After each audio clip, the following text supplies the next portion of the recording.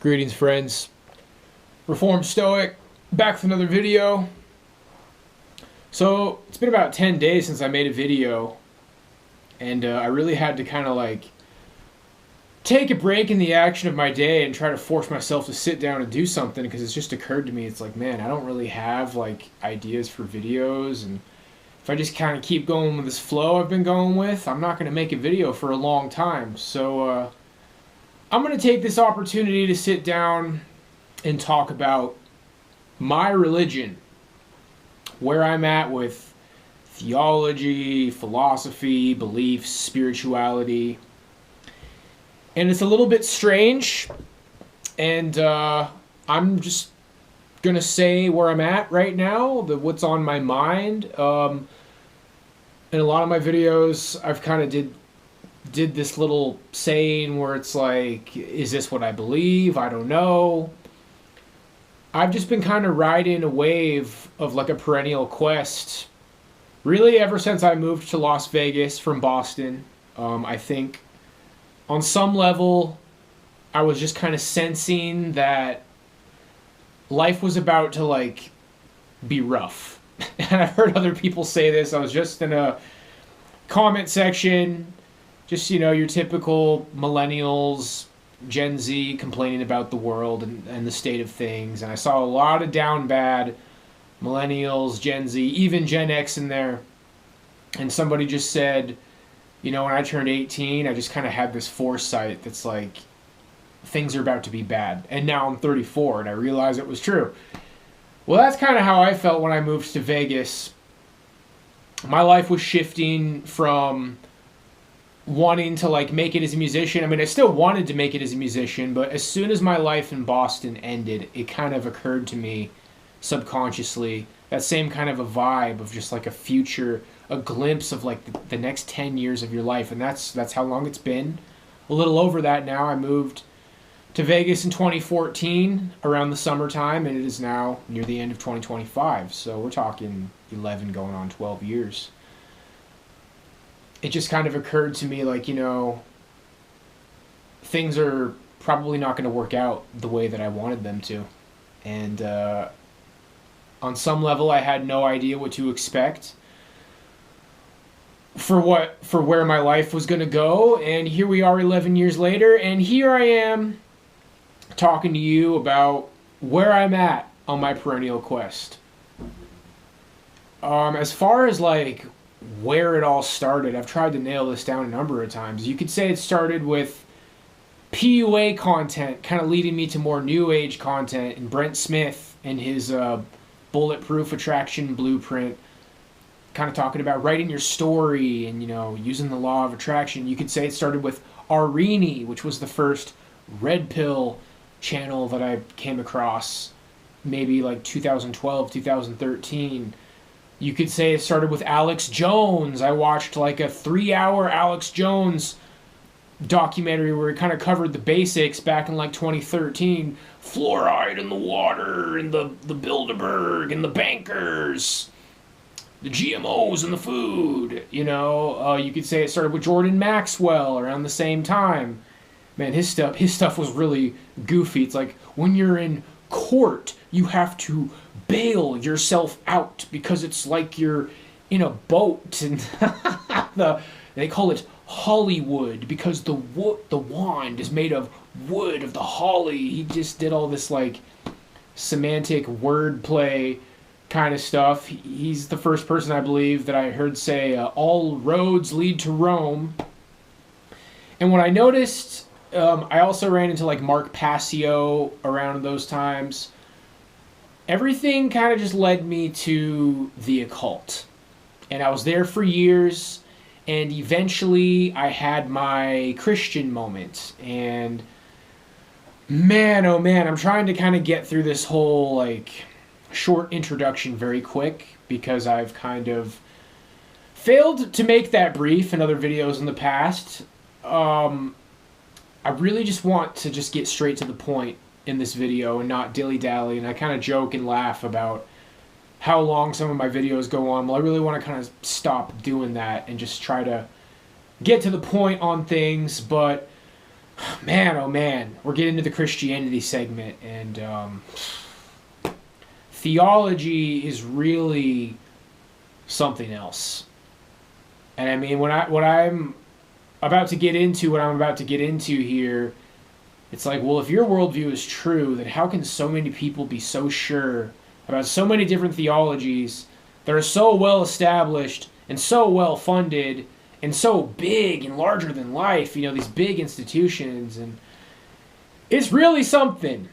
It is really something, man. When Jesus showed up around 30 years old and got his disciples and did whatever he did, I mean, there's absolutely no doubt that he left an impact on this world. His story left an impact on this world. There's people out there trying to say that he never even existed. And what's kind of fueled the deconstruction of my surety about more mainstream theology is allowing skepticism, is allowing my instincts to exist, is not using these kind of ironclad theological weapons like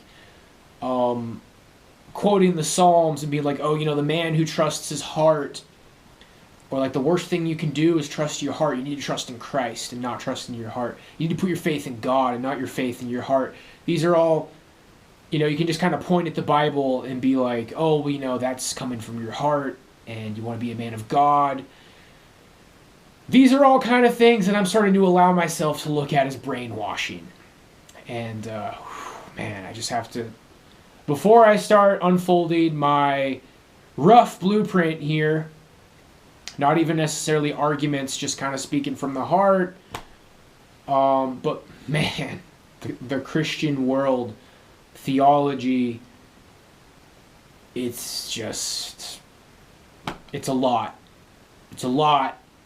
Everybody has their system. There are people who find their system and are very confident in it, and they never leave. And if they do leave, they leave Protestantism for Catholicism, or they leave Catholicism for Protestantism. Apparently, you got a lot of people leaving Catholicism for Mormonism, which I believe from a Protestant perspective would make a lot of sense to Protestants. And I think it makes a lot of sense to Catholics, Protestants leaving Protestantism for atheism. I've seen a lot of these patterns and I've seen a lot of these trails of thought, and it makes sense to me. And, I've spent a lot of time in theology as I spent a lot of time in the occult. And it makes sense to me why a lot of different people believe what they believe.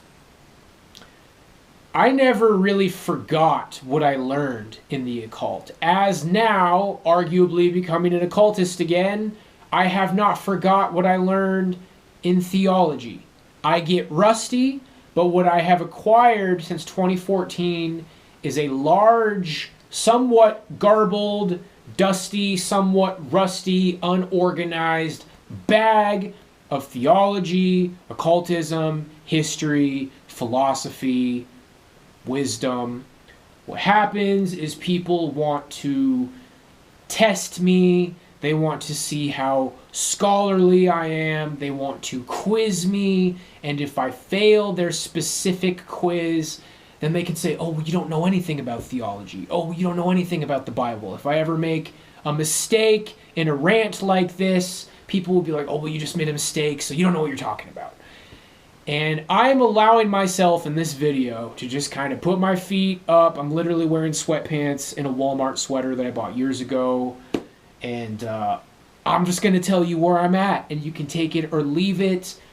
I can tell you from the Christian language, they would see it as heretical and going with my heart, getting tempted by Satan, getting tempted by demons. I see it as skepticism, appealing to things like reason, and just going with the flow, allowing myself to trust my intuition rather than don't trust your heart, trust in God. It's like, well, you know what? God hasn't really talked to me. This God of the Old Testament has never spoken to me. The Christian rhetoric is that this God of the Old Testament lays back, he watches it all unfold. He's omnipotent. He has his presence everywhere. And this is all basically a big test to believe what this ancient Jewish scripture says. And anybody who fails this test, maybe for very good reasons, maybe very logical, reasonable reasons, they are plummeted into eternal hellfire. Some people would say, oh, no, they're just annihilated. It's not eternal conscious torment. It's annihilationism. What have you. It's a lot better. I think we can all agree, atheists, occultists, Christians, by the various Christian definitions of hell, whether or not you're annihilated for all eternity, or you're plummeted into suffering for all eternity, or the Orthodox, you are merely cast outside of the presence of God and it's unpleasant. We can all agree, by definition, it's better to go to heaven than it is to go to hell. Well, people have reasons, compelling reasons, to not believe in this God of the Old Testament. And there's not really any help to... there's plenty of people who work for religious institutions trying to lead you back, but you can have very reasonable reasons to not believe what they're saying. And me, as a seeker, self-proclaimed philosopher, I've gotten to a point where I feel like my skepticism has ultimately overcome all denominations of Christianity, all mainstream denominations. So let's start with a title. What would I consider myself now? You often find me referring to myself as a Christian mystic. Though going with my gut and intuition, I'm tempted to say that I'm just a mystic. Lately, I'm tempted to say a mystic would be akin to a priest, somebody who leaves behind life and goes into mountains, leaves behind life, goes into the woods, meditates all day, lives a life of chastity. Like I said, lives a life very akin to a priest. You could consider yourself a mystic, being a part of like a holy Catholic order, like a Dominican, or maybe even a Jesuit, or a Benedictine, or what have you. But if you have a strange theology like I have, then maybe you would just be more of like a Christian mystic. But the point is that I feel like to accurately identify as a mystic, you need to give up on the world completely. Like, you need to leave behind life. You're no longer seeking relationships. You're no longer seeking sex. You're no longer seeking like the ability to dominate men and be a warrior and be strong. And, I'm not putting my foot down and saying, so that's why I'm 100% sure that I'm not a mystic. I'm inspired by mysticism. I'm knowledgeable in mysticism, I believe. I'm knowledgeable on Christian mysticism. I'm very fond of things like aspects of Martinism and Meister Eckhart. And I'm curious still about Jacob Burma. So maybe I could be considered a Christian mystic. Maybe I could be just considered a mystic as somebody who's also very interested in Advaita Vedanta and Taoism, aspects of yoga, even Tantra. But, however, lately I'm starting to understand that, okay, so I do still want to be strong. I do still want to be physically attractive to the opposite sex. I still would like to obtain wealth, being honest. I still would like to have sex and maybe have a relationship, maybe get married, maybe have children. So this fact that I still have these desires and I'm not going to walk away from all of them maybe writes me off from being a mystic. So then what would I be? Well, I do have a code of ethics when it comes to the spiritual that I don't want to do things that I consider black magic. I no longer, because these are things that I've done in the past, I don't want to use demonic sigils to try to make contact with demons. I don't by any means want to try to make contact with demons. I don't want to try to make a pact with demons to do magic or cast spells. I don't want to do pre-established rituals from various systems of occultism. I'm becoming a little bit wishy-washy on things like, divination, I did experiment with tarot card readings. It's been a while now. I did a tarot card reading for the entire summer, and I was basically waiting for the Hierophant to pop up in my life, and more or less I feel like it didn't. And in a conversation with Milton, I kind of got this idea. It's like, well, that's what you get for trusting in divination. I'm not getting punished for trusting in divination, but it's less like you're going to hell for doing divination and more like it's stupid and it didn't work.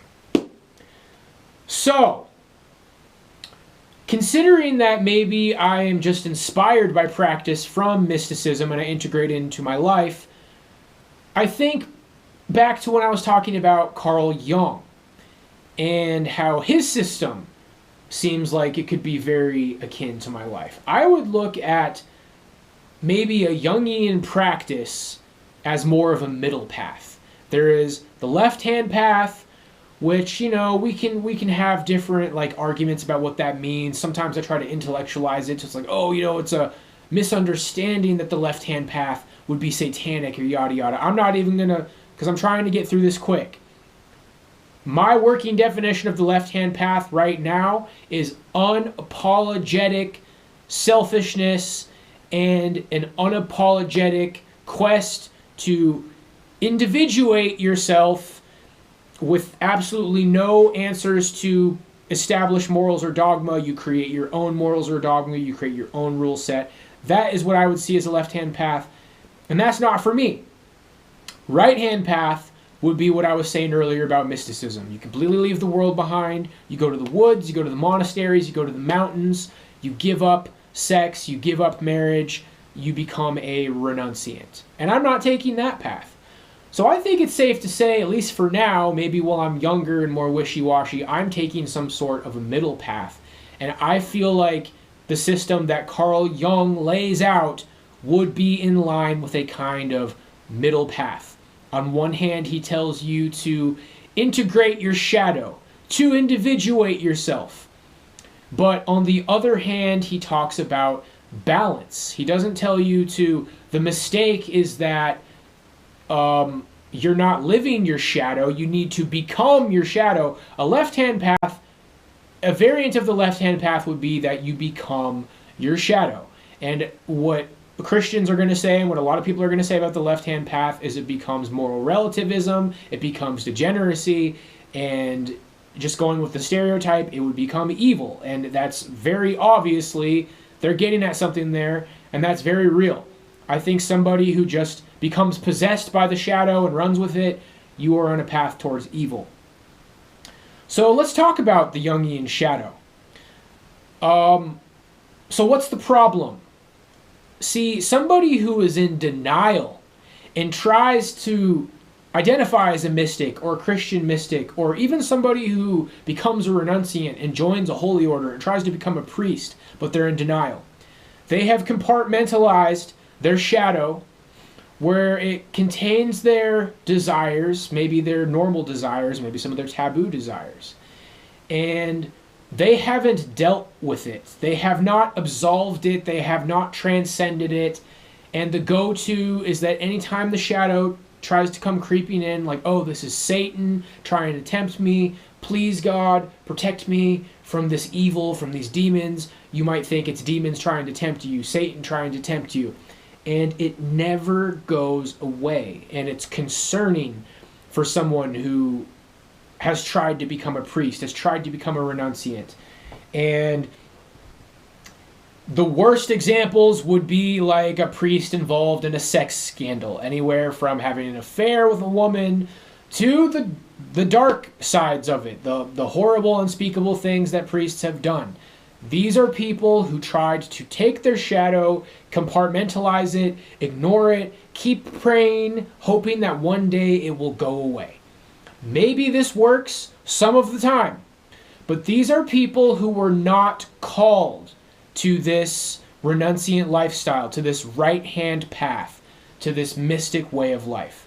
And maybe there was moments on my channel where it seemed like I was trying to act like I was called to that, but I really don't think that there was.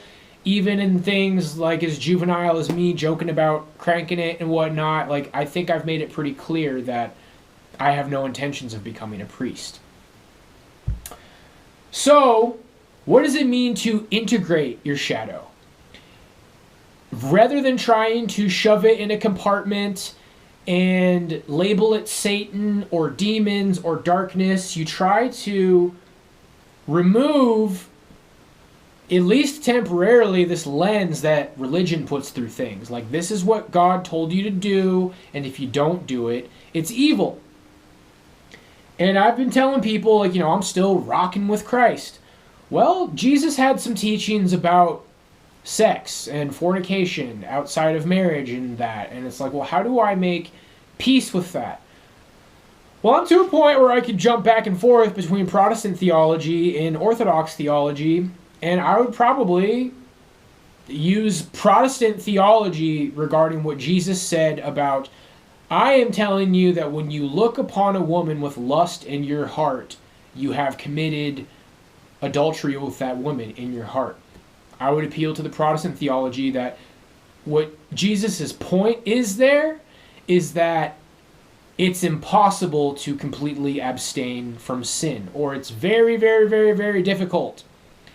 And I would say that that would be the goal in the fully right-hand path, renunciant, arguably like a Christian mystic path, is that you try to completely transcend this desire.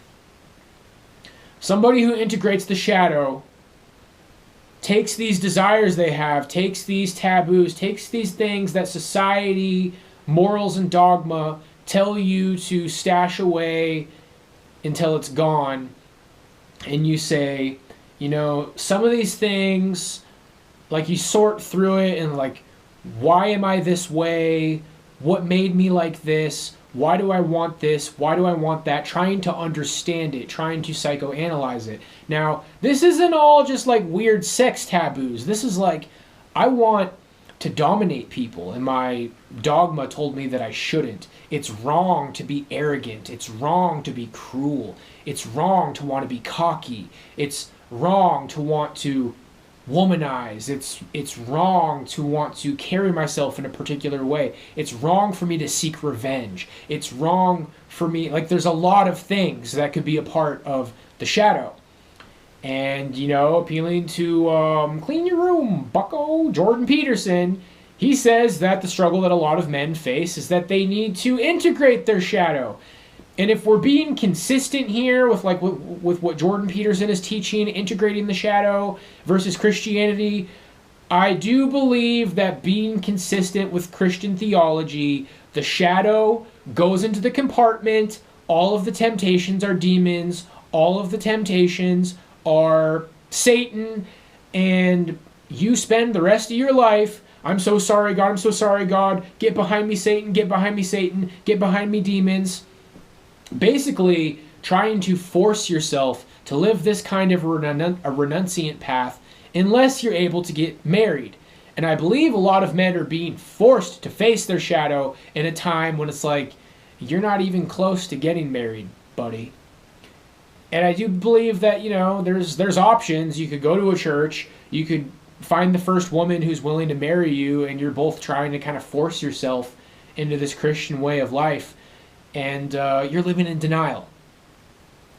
And that's kind of the direction that this video is going to take from here. I've spent a lot of time talking about the shadow. We need to move on. But I think you get the point. I have taken a Jungian approach to the shadow versus a Christian approach to the shadow. There are these aspects of my life that need to be in a compartment, prayed away. Anytime I'm tempted by it, that was Satan, that was demons. I'm taking a more Jungian approach where it's like, this is my shadow. Aspects of this I became through my experience in life, through my traumas, my fears, and I am taking things and understanding things and sorting through the shadow. And it's like, mainline Christianity says put this in a compartment. Jung says take it out and look through it and sort through it. I've made the decision to follow Jung there.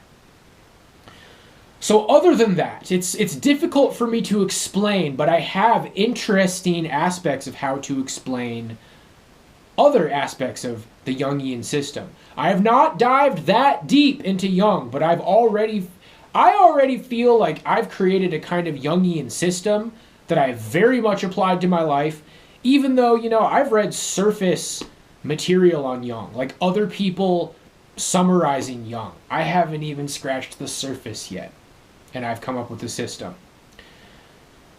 So that's the shadow, my best take on explaining that. Then there's the self, the higher self. I believe that Milton is an attempt for me to interact with the self. I made a song called Barbello, where I declared Jacob is dying. I am Barbello.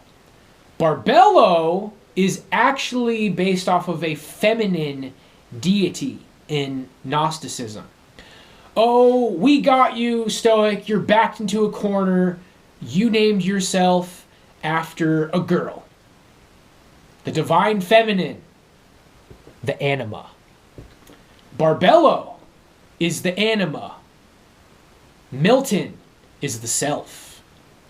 The shadow, a little bit more difficult to explain. I'm working that out in my personal life. Things can get awkward if you just like, hey, let's sit here and talk about how I'm integrating my shadow. It's not Christian. It's the middle path. It's a path of balance. There's a lot of people who spoke on paths of balance, like Pythagoras, that evil is not about embracing an opposite. Evil is the balance between energies. Same thing with Taoism. There's the yin and the yang. There's the balance of the yin and yang. And these are all things that I've made it clear that I'm interested. I was a part of a Gnostic Pythagorean reading group a long time ago, led by someone who was affiliated with what's called the Pythagorean Illuminati, which sounds like a mic drop. I used to be kind of afraid to mention these people. And maybe I should be, maybe I shouldn't be. I don't know, but it's out there. I was affiliated with some of these people. They have books written on Amazon, and some of their ideas have stuck with me over the years. Not anything especially deep or esoteric. It's just that I find Pythagoras profound. I find Plato profound. I find Plotinus profound. And those three right there, Pythagoras, Plato, Plotinus, they kind of represent a tradition. Now, let's start taking a look at the meat of this video here. So, I'm kind of caught in the middle between, I like mysticism, I like things like Martinism, the old school Martinism, before Papoose. I would say Papoose is where things got a little bit strange, and they tried to make it a little bit too much like a secret society. And he was arguably the founder of Martinism, but the Martinist system already kind of existed in de Saint Martin.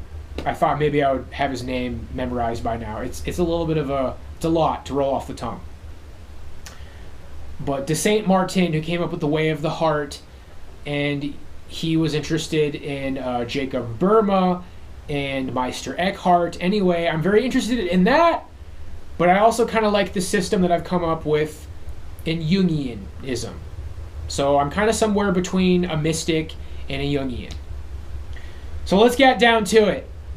Me and Grok came up with a document. I called it a manifesto before, and maybe that's a fine definition, but it does seem like the definition of a manifesto is something that you leave behind after you've become infamous. Well, so let's not call it a manifesto, because I don't think that's what it is.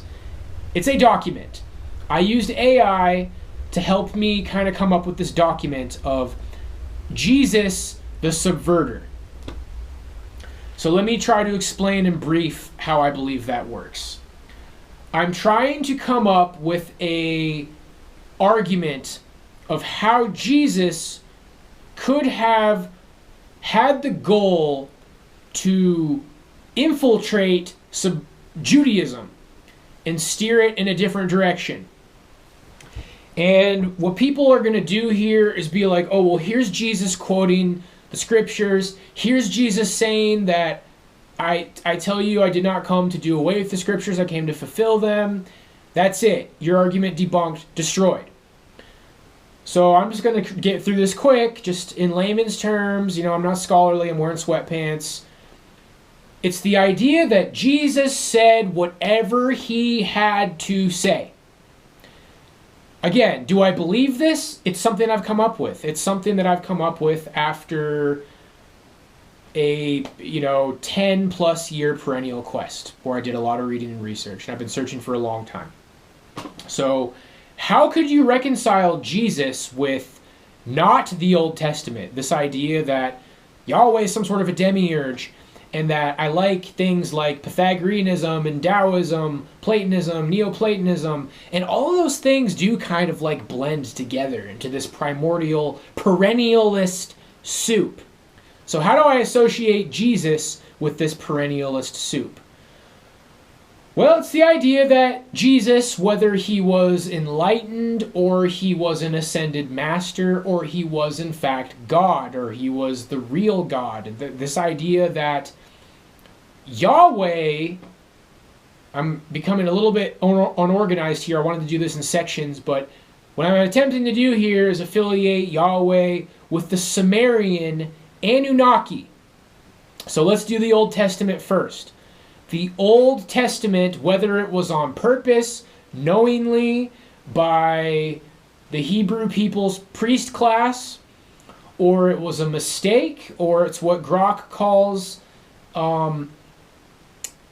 I can't remember what he called it, but it's like this unintentional borrowing or melding together of religions over the years, keeping in mind that some of these documents, like the cuneiform of the Sumerian tablets, we didn't have access to till thousands of years in the future. So apparently historians, more neutral to secular leaning historians, have this idea that religions tend to just kind of influence each other and meld together over time. Well, it's this idea that for whatever reason, the Old Testament is a kind of misunderstanding of what is very clearly voiced in the Sumerian religion about the Anunnaki. And I believe that maybe it's less clearly voiced or maybe less conveniently voiced in other polytheistic pagan religions. So in the Greco-Roman, in the Roman side, you have the planets, Neptune being Poseidon. I believe that's a very commonly understood one. The sea god with his trident. In SpongeBob, I believe it's referred to as Neptune. But then you have Poseidon. I believe that's the most commonly understood one. It's less commonly known that Zeus is referred to as Jupiter. And then Saturn would be Kronos. There's Cronus and then there's Kronos, but I believe Kronos is Saturn. Well, actually, Hades is Pluto. So there's Hades, Pluto, Jupiter, Zeus, and then Poseidon, Neptune. And you could make them akin to Shem, Ham, and Japheth. And then Kronos is the Titan that gave birth to those three. And the story of Zeus overthrowing Kronos would be akin to Ham looking over the naked body of his father, Noah. Now that whole George Stanley Faber theory that I heard from Southern Israelite, I might eventually be kind of letting that go. But I do still find it intriguing, and I mean there's other evidence and other sources and other people talk about this, like there is a titan Iapetus or Japetus that could be akin to Japheth, but then that's a titan, so okay, all of a sudden like the three children of Noah are the titans rather than the lesser gods. It gets kind of complex, and I don't really have anything concrete there to work with. But I don't want to get lost here. The point is that the wording, the story in the Sumerian, which is a very, very, very, very old religion. Maybe the oldest. I've seen debates on this. There's some schools that say actually the cult of like Horus and Osiris could be seen as the oldest. Others that the Hindu Vishnu, Shiva could be seen as the oldest. Like Shiva is like the very, very, very oldest spoken of deity ever. And then some that say that it could be the Sumerian. So not everybody's in agreement about this, but I've been around the block for a long time, and it is very compelling, and it is very scary to somebody who is very emotionally invested in mainstream Christianity. This story of the Anunnaki from the Sumerian religion, of this kind of creature, intelligent species that existed before us. Some people want to write it off like, oh, you mean like the Ancient Aliens show? Everybody watches Ancient Aliens now. Doesn't really have anything to do with them being aliens.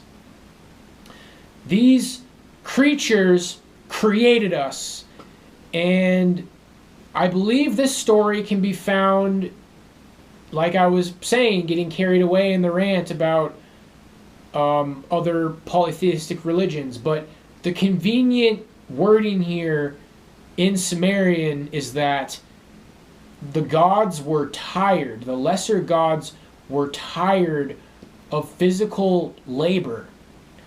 So they created humans for physical labor. Some people are all hung up on the Anunnaki being aliens and us being created for gold. I've been going down this rabbit hole lately with the help of Grok. I'm going to copy paste a recent big back and forth that me and Grok had. It's very long. I copy pasted the entire document about Jesus the Subverter in there. You might want to skip through some of it. But me going back and forth with Grok until I can get him to fully understand this system that I'm describing to you. And we're almost to the 40-minute mark, so I think I better go ahead and hurry up and get out with it. Basically, guys, the Old Testament deifies the Anunnaki. And the story is that, there's this metaphysical place of the Garden of Eden, or some say it's on earth, yada yada. Rather than us being made in the holy image of God from his love, maybe the bleak reality that people didn't have access to while Judaism was circulating is that we were just created in a way that can be explained by scientific means for labor, for this Anunnaki race. And it takes things like those who don't work shall not eat that Christians like to hold over people's heads, and it puts it in context. Well, yeah, considering that we were created for labor by a species that is not metaphysical or holy. It is just something else. It's just something that was there before us that created us. So then we look at this concept of the demiurge from Gnosticism. And I would then say that, okay, so this Yaldabaoth, this divine thing that created us from its powers and came from Sophia, this is like a Greek metaphysical Neoplatonist attempt at explaining something that is based off of reality. A reality that maybe they didn't fully understand. Maybe a reality that they got right on accident out of a mere respect for previous mystery schools and traditions. So, again, the Jewish understanding of Yahweh is a holy misconception of the Anunnaki, whereas the Gnostic explanation of Yaldabaoth is like an all-powerful, omnipotent, or nearing omnipotent explanation of the Anunnaki. The Anunnaki is the bleak, naked reality that, look, this is Greek metaphysicians trying to explain something, or Hebrew priest class trying to explain something in these fantastical terms when reality, it can all be explained with science. These things were here before us, and they used scientific methods that we have access to now to create a species that is us. So that's the Old Testament. I still like the Psalms, I still like the Proverbs. Why? Because there is archaeological evidence and historical evidence that suggests, you can look this up for yourself, that the Proverbs and the Psalms are borrowed from other beliefs. There's evidence that the Hebrews borrowed a lot of things from a lot of surrounding cultures. They were in an area surrounded by, when they were in Canaan, around the Canaanites and the Egyptians and the Sumerians and the Babylonians. So you can find a lot of the wisdom from the Psalms, prayer from the Psalms, wisdom from the Proverbs, prayers from the Psalms in things like the Egyptian Book of the Dead and the laws of Hammurabi. It's tempting for me to say Harambe, but it's real. It doesn't matter if I'm an idiot. This is a guy in sweatpants sloppily laying this all out. Maybe I could go hang out in a library and drool over a lot of books and take sources and I already did some of that and I didn't write it down because I'm down bad, boyos, related to my other content on this channel. But I'm just sitting here having a conversation with you guys, okay? So that is the Old Testament. It's a deifying of the Anunnaki. Is it on purpose? Did the Hebrews create a noble lie? There are people that have suggested that they had access to Plato, which I'm sure they did, and combining aspects of the noble lie with the system from Plato's laws to create a genealogy based off of a tribe of 12. But that's speculation. That kind of just puts in this direction, but it wasn't necessarily on purpose. Maybe it was on purpose. Maybe this was a great deceptive religion for the Hebrew people to boast themselves up as chosen and give an explanation for where they came from and who they are. Well, it might be based off of them being guided by these Anunnaki, by this other species that created humanity. And so there's another interesting path of thought. So getting ready to wrap things up now. Now let's get over to Jesus. So Gnostics and the Marcionites say that Jesus is not with the Old Testament. And you would say that my system is very akin to Gnosticism and to Marcionism and has borrowed things from these systems. But I offer an explanation for the debate. People like Jay Dyer are the Gnostics and the Marcionites are idiots. Here's Jesus saying that, before Abraham, I am. He's comparing himself to Yahweh. Here's Jesus saying that he didn't come to do away with the law. He came to fulfill it. Here's Jesus quoting scripture. Jesus has made it very clear that he is with the scripture. So how do you reconcile this Gnostic view or this Marcionite view? That Jesus was an infiltrator. That Jesus knew exactly what he was doing, and he did it on purpose. And not being able to dance around the fact that in the system that I have come up with, Jesus lied. Now we're either looking at somebody who was a brilliant scholar or somebody who perhaps was studied in mystery schools. I've heard it suggested before in my various discussions online that Jesus was some sort of a proto-mystery school, kind of akin to a Freemason or a Knights Templar.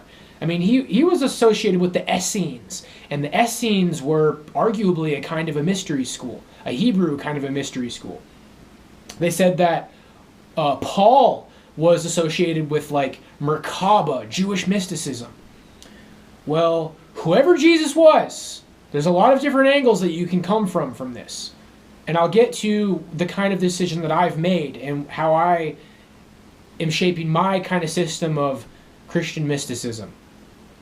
But whether he was an ascended master, or he was merely a student of mystery schools, or he was God in the flesh, or he was all of those things.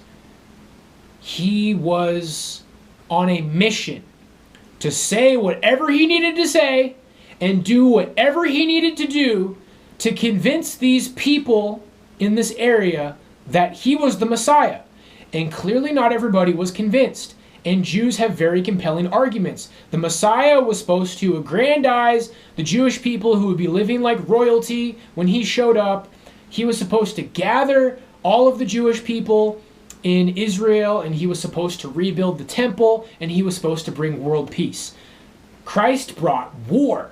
Christ not only predicted the destruction of the Jewish temple, but he accurately predicted the destruction of the Jewish temple, and he scattered the Jewish people. He did the opposite. I'm making the argument right now that Jesus did the opposite of what the Jewish Messiah was supposed to do. And Christians have come up with this kind of a cope. Well, Jesus came and he created a new rule that there would be a second coming. So we're all waiting for the second coming. It's this kind of fallacy that I just can't really word properly. But it's like, oh, no. All of our entire view of why Jesus is the Messiah, it will be proven when Jesus arrives for the second coming. And I'm not holding my breath for that, because clearly I'm having some strange thoughts and feelings about what I believe. But when it comes to... So I'm speaking in terms of bottom lines here. The bottom line is that Jesus changed the law. What does Christianity say? It's a new covenant, Stoic. He created a new covenant. Well, that's very convenient for his covert op. See, somebody who jokes about glowies and honeypots, it's like Jesus. It's like Judaism was a Discord with over 1,000 members in a far right-wing Discord, and Jesus was Chagit saying, hey, my fellow Discorders. Like, he came to infiltrate. He pulled an op. Jesus pulled an op. And Jews would say, yeah, sure. Why not? Because we've maintained our traditions, we've maintained our religion, and it doesn't check out. Well, the direction that I'm leaning towards and the direction that I've been acting on, because you can't argue against the fact I've created a system. I created a system. Maybe just like a step higher in the party of Gnosticism or Marcionism or somewhere in between. That it was not only a subversion, it was a perfect subversion. It was a holy subversion. Here's the complete argument, the sloppy blueprint, I'm wearing sweatpants argument. The Jewish Messiah is never going to come, because the Old Testament religion is not a real religion, which we can get into semantics. Well, it is a religion regardless of whether or not it's true. It's not a true religion. It is a deifying of these Anunnaki. It says Garden of Eden, Adam created in the image of God. Well, the Sumerian document says Adama created in the laboratory of Eden as slave labor. And as people have pointed out many, many, many times, this is the beginning of the movie Prometheus. It's in the movies. And what a lot of people would want to get at is like, Stoic, this is what the Luciferians believe. And now you could start getting to like, oh, well, Enki was Lucifer, and the snake in the garden, he gave us the knowledge of what we are, that we're being kept captive and we're being enslaved, and he set us free. Like, he's akin to Lucifer the light bearer, or Prometheus, who stole the fire from the gods and gave it to humanity at a great price. And I went on a rant about this on my last stream. It's like, are you saying you're a Luciferian, Stoic? I'm saying that all of these characters, Anu, Enlil, Enki, they might have been dead for thousands and thousands and thousands and thousands of years. There's not even a reason to believe that they're divine. So Lucifer and Yahweh, the good, the best good and the best evil, they just might all be dead equally. And it's all based off of something that isn't divine. So Judaism was, any way you slice it, whether it was deliberate, it was a lie. And it was an oppressive lie. And Jesus, me claiming, even though there's alternate explanations that he's an ascended master or he's just a student of mystery schools and he's not even divine at all, I still pray to Jesus. I still have my altar. I still practice a kind of Christian mysticism. I say my prayers in the name of Jesus Christ, and I still do cross the Trinity. That's just how I do things. I don't think it needs to be explained. But what I'm telling you is that Jesus executed a perfect subversion of a predatory system that he created a successful rebellion against. But the rebellion has been damaged. It has been reeled back in. Now, here's where it could start to get confusing, because it's like, well, Stoic, as the Christians point out, like, he spoke of himself as like he was the Jewish Messiah. So really what Jesus taught would create a Christian religion where people still believe that the Heavenly Father is Yahweh. But there's room for doubt. That's where Marcionism comes in. I still am intrigued by some of the things that Marcion says. Like, he says that the Gospel of Matthew in particular appears to be heavily edited for a Jewish audience. Like you compare the four Gospels, and they're all telling a similar story, but there's like different angles. Like John, the Gospel of John is like the most cosmic, and that one, I've even heard it said, could arguably be seen as like the most occult. Matthew is the most Jewish, and the story of Jesus in the desert being tempted by Satan, that's only found in the Gospel of Matthew, which, according to Marcion, would be made up. That's just something that is inserted in there to emphasize Jesus's connection to Judaism. Marcion said that Luke was the strongest gospel, but that the genealogy in the beginning of Luke could still be altered. It sounds like some Marcionites, maybe Marcion, I'm rusty on this, didn't even really believe in Mary at all. And the nativity and the three wise kings and the nativity and the story of Jesus as a baby. I mean, what's the significance of the story of Jesus as a baby? He was an immaculate conception. It's so holy, but did baby Jesus say anything memorable? Did 12-year-old Jesus say anything memorable? Well, they found him in the temple, and he said, I belong here, but what is the significance of Jesus's infancy in childhood? It's just there. And there's a lot of different explanations. Like, well, this emphasis on the Virgin Mother Mary could be this kind of Greek thing to deify Jesus. There's a lot of different motives you could have for inserting these things. The virgin birth, the nativity, Jesus in the desert. But the Marcion angle is that it's Judaizing it.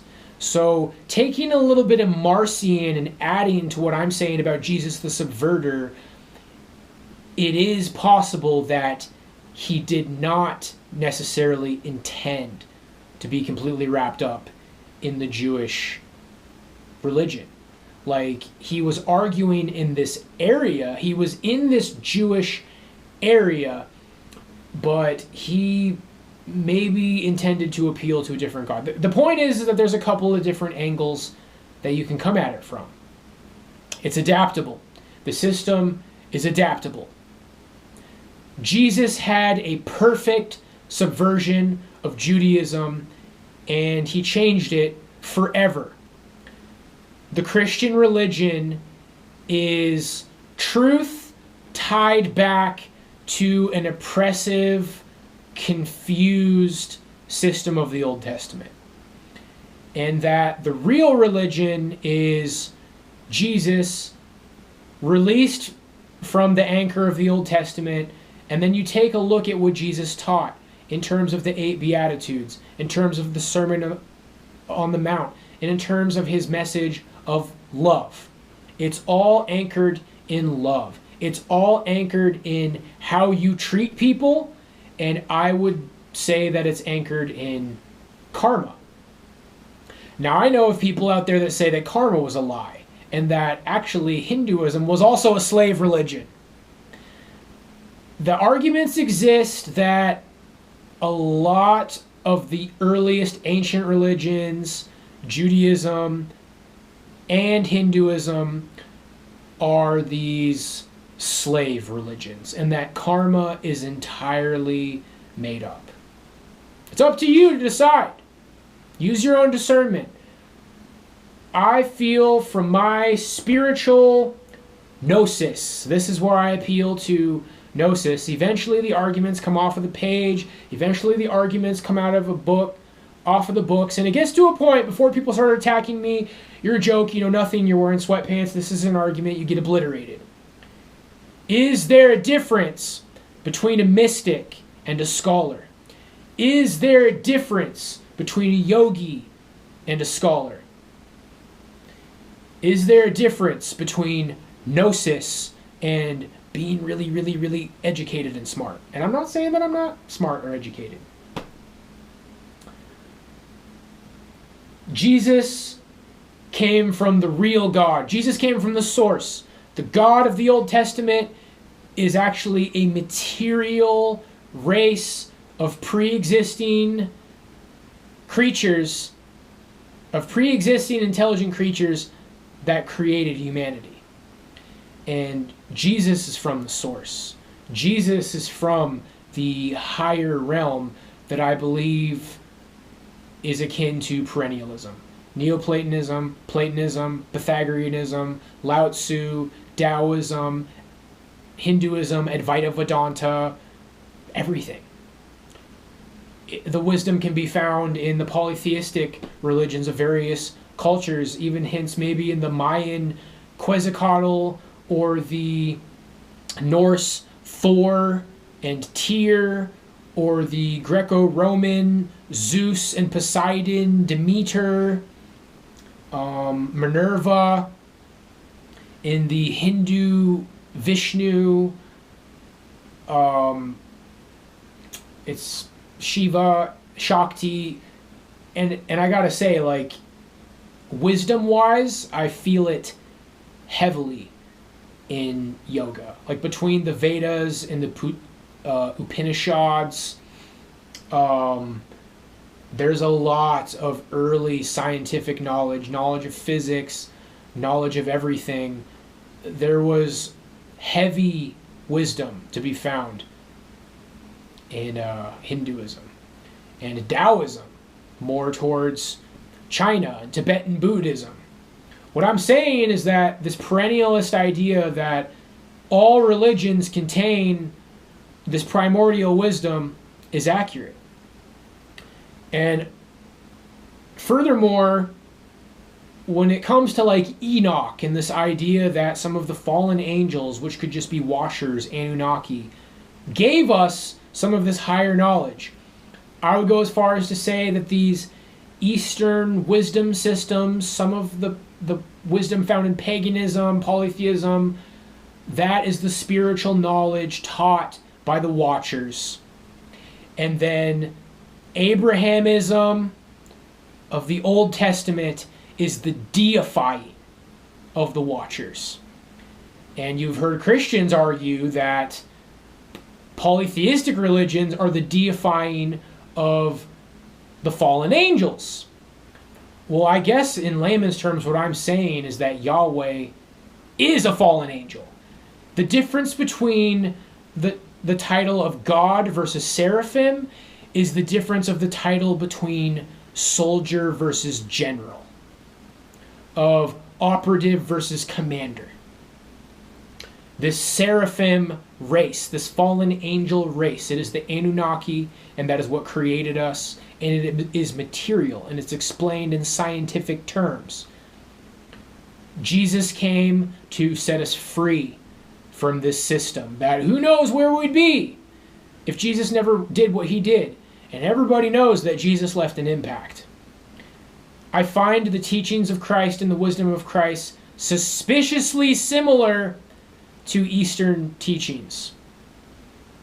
If you follow the narrow path that Christ laid out, it is a path of healing your bad karma, of burning off your bad karma.